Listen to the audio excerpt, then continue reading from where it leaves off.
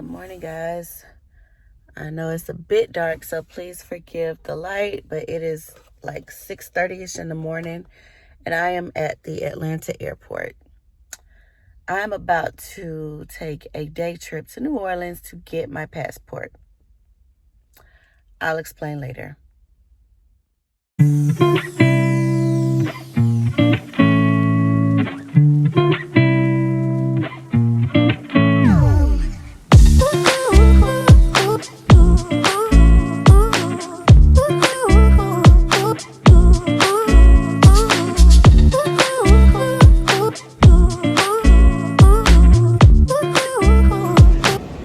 Y'all, I'm in the airport. I'm opting to walk because I'm trying to stay out of large crowds as much as I can, trying to remain COVID free. So one, I stay healthy, and two, nothing keeps me from going on this trip.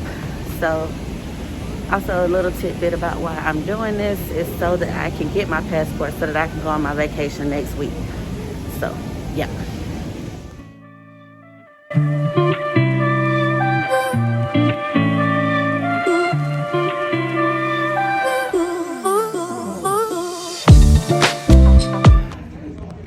Alright guys, so I'm sitting down in the airport. Well, I really hope my hair doesn't swell up because that would be bad, but whatever. At this point, it is what it is. I'm not sitting at my gate because it is a bit, I don't say crowded, but everyone has a nice healthy amount of space between them over there, and I just want to keep that, so I'm just sitting right across from it. But just so you guys have a little insight on why I'm even here, it's because I filed my passport application way back in June. I'm not sure if the passport timelines were as bad back then. I don't remember seeing that on the website when I downloaded my application. However, passport applications can take up to 18 weeks. I would even say more at this point now. I submitted my application back in June. They didn't even look at, look at it, take it out of the mailbox, or the envelope or whatever, until close to the end of July. So, I mean, if that tells you anything about what's going on with passports, if you're going somewhere and I submitted an application because I needed to change my passport to my married name. Everything I have now has my married name on it, and I didn't want to run into any issues traveling internationally with my passport with my married name because, like I said, every other piece of ID I have has it on there. Had I known it was going to be like this, I maybe would have taken the risk to travel with my maiden name and figure that out, but I thought I was doing the right thing at the time. So, but here I am. So I made an appointment, and I noticed my passport wasn't making much progress. It was still in process. It had not even been approved yet. So I called the customer service number, and they let me know that I had an option to get expedited processing, but I would only be eligible within 2 weeks of my travel date. And he also said that I may have to travel a little further for an appointment than I may like. I didn't really know he meant another state. I thought he meant like another city in Georgia. But luckily enough, I was fortunate enough to be able to book the trip. I had enough miles, so I didn't even really have to pay for it. And I have a flexible enough work schedule that I can kind of work in between trying to get this done. So I'll be at the airport for most of the day. It's not going to be that exciting. I just think it's more so interesting. But my appointment is, I want to say it's at around 10. And so I should reach New Orleans before then and have enough time to just kind of, get things sorted and get back. I don't really plan to go see anything around the city. I've been to New Orleans before, but I just don't think today is that type of trip because I'm still working also. So as soon as the passport appointment is over, I plan to just get back to the airport and just find a spot to work. So that's it. See you guys when I get on a plane.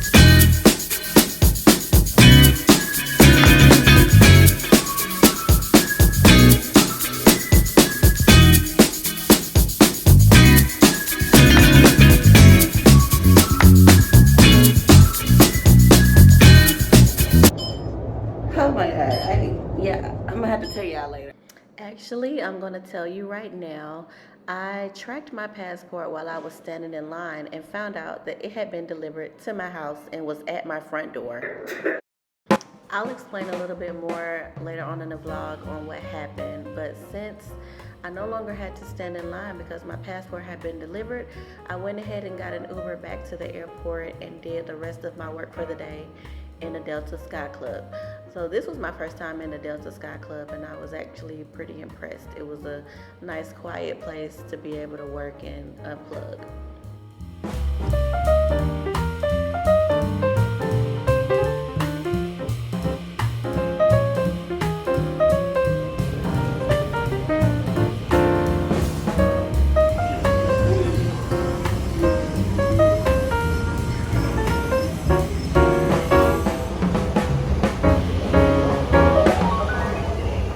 Some candy. Hello guys, welcome back.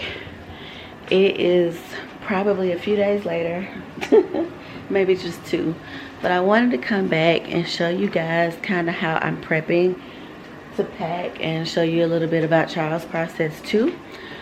So I'll start with me because I'm here. But so in the last family vlog, make sure you look at it here to see what I'm talking about. Or did I show it? I know I was doing it. I don't know if I actually put it in the video. I was building this clothing rack, and I purchased this clothing rack so that I could have a more organized way to sort the outfits that I wanted to look at. This rack was about, I think it was only $9 at Target.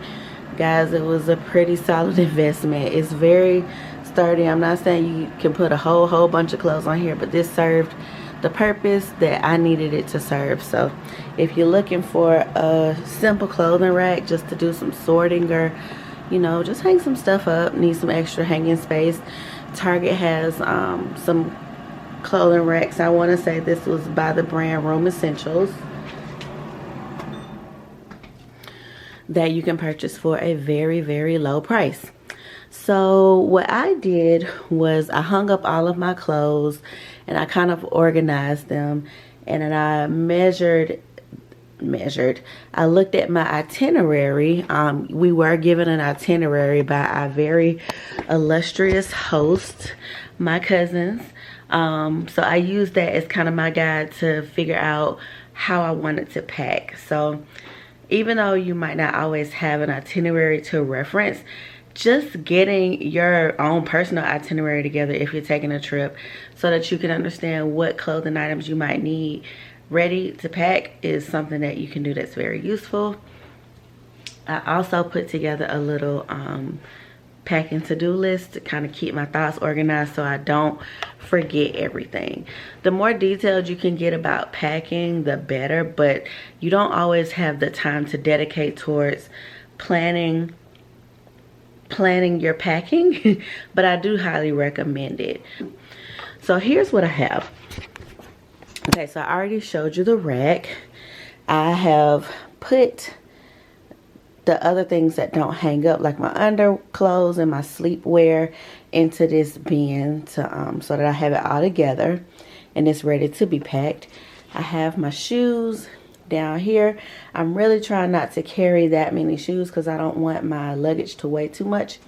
But also, I mean, I want options, but I don't need too many options going on like out of town. I need to carry the minimum, which for me is probably still a lot for some. I purchased this, what is this called? Not utility, but toiletry. Yes, toiletry bag. This came from Amazon, guys. It also does come in a gray color. What I really love about this, and shout out to Flourish with Dolores for sharing this on her not her Instagram, but her YouTube channel. I'll link it here. Just find Flourish with Dolores. But her and her husband recently went to Disney World, and she shared a little bit about their vacation and what she chose to pack, and I thought this was awesome. I don't like my current toiletry bags. It's like multiple bags, they're all separate, and I mean, they just aren't the best for me. But I like this one because it was all one case with multiple compartments. So even has a hanger where you can hang it on a door, but it also has like 4 compartments for you to organize your things in. So versus me having 4 separate bags, I still have 4 bags, but I have one bag to keep it all in. And we are also using packing cubes. I believe Dolores also showed these in her videos. I've been wanting to get some packing cubes, and I felt like a 5-day vacation was the perfect one to try them out on. Also, another suggestion I got from her, because we are going to a tropical climate, is a neck fan. You guys, I got one for me and one for my husband. These were fairly inexpensive on Amazon, and from what I hear, they're worth it. I'll let you know more about them when we actually use them. I also got me and my husband some waterproof mobile phone cases. Yeah, I got one. My phone is a little bit larger than his, so I got one for us each. And I also got these waterproof cases that you can wear around your neck just to have some double protection. And I got a little fanny pack there. You can see my swim shoes there. So I still have a little bit ways to go on packing, but this is how I'm starting. Or I think this is far beyond starting, honestly. But let me show you 2 other things. All right, y'all, so sometimes, again, like I said, next level organized, or trying to be, because even after doing all of this, we probably still gonna forget something, but it's just about how you start. I have my little packing list. I don't know if you can see it. Yeah, there. Just listing all the things that we need to remember to get. And it's a detailed list, but it's only semi-detailed. Some of these titles are meant to provoke thought on my behalf. Like, I'm not going to list all the toiletries I need, but I have toiletries there so I can remember to take a moment and gather all of the toiletries that I need. And I also, so I like using the notes app in my phone for that. And I've also been using my handy dandy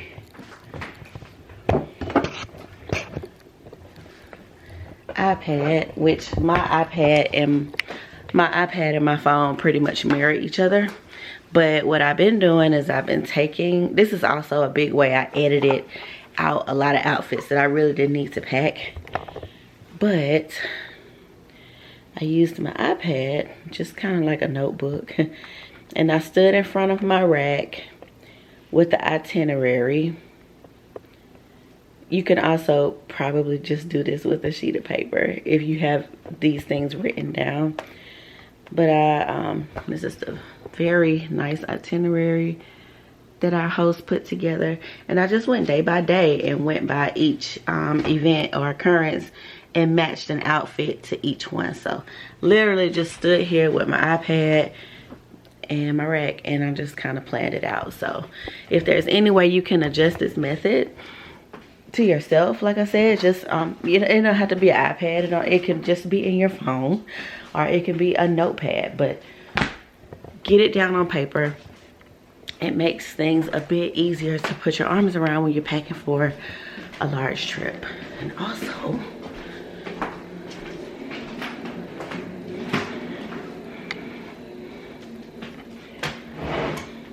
may have to talk a little bit lower. Not my husband, my son is in the next room asleep, but my husband has made our guest bedroom. Guest bedroom is really a catch-all right now, so, but excuse that. But he's been making this like kind of control central for him. He's already started using his packing cubes. He said he really likes them. So, and guys, the way I had explained this to my husband before, but the way you use packing cubes, I learned on YouTube, is you either file fold your clothes or you roll them. I think either method works well. Rolling probably does great, especially if you want minimal wrinkles. But yeah, so that's kind of what the packing cubes pack out to, and we're just gonna put those in the suitcase and we'll be like really organized. So just wanted to touch base on how we're packing. I think I'm going to close this video out here. I wanted it to be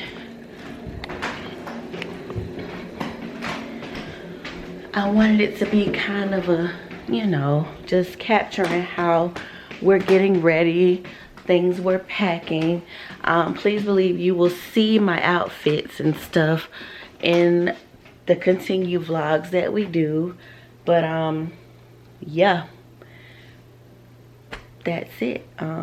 We're really excited for this trip, guys. So that's just a peek into what I'm packing and how we're packing. If you have any questions or you know, just want to know more about traveling to Aruba, just let me know.